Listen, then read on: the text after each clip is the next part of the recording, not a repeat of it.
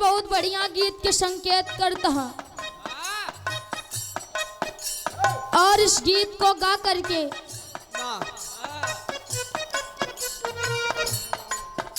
उपेंद्र लाल यादव मऊ की पावन धरती से, जो कि वो अब इस दुनिया में नहीं है, लेकिन उनकी आखिरी गीत थी। कैसे गुरुजी? Hello hello.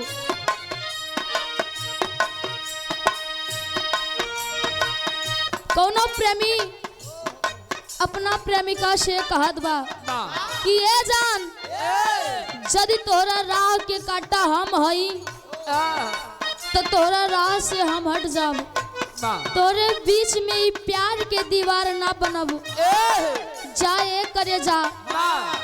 हमार आशीर्वाद बात कि तू खुश रहा। उ प्रेमी रोवत बा कहत बा का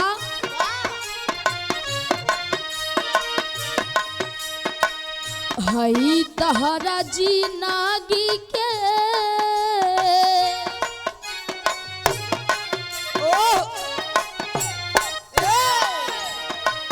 ए सोना,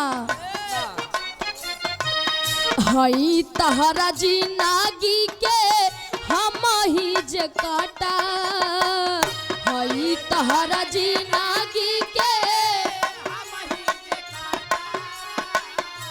क्या बात है।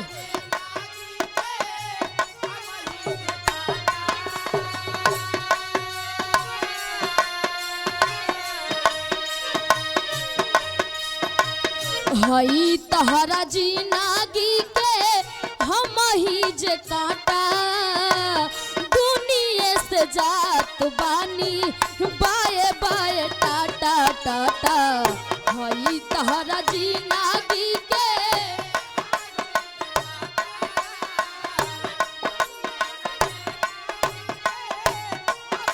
अरे जिया चंचल भैया, क्या बात है।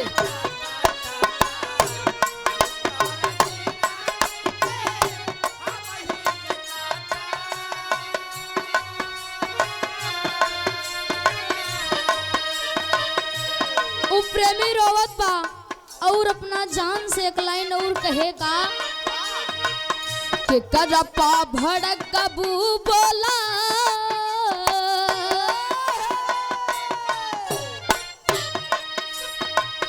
के करपा भड़क कबू बोला, के मरबू चाटा, के करा के भड़क कबू बोला,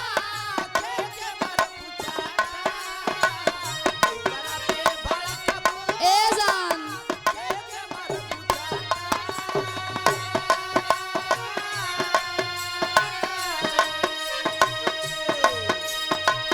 के करपा भड़क कबू बोला, के मरबू चाटा, दुनिया से जात बानी बाए बाए टाटा टाटा, के तरफा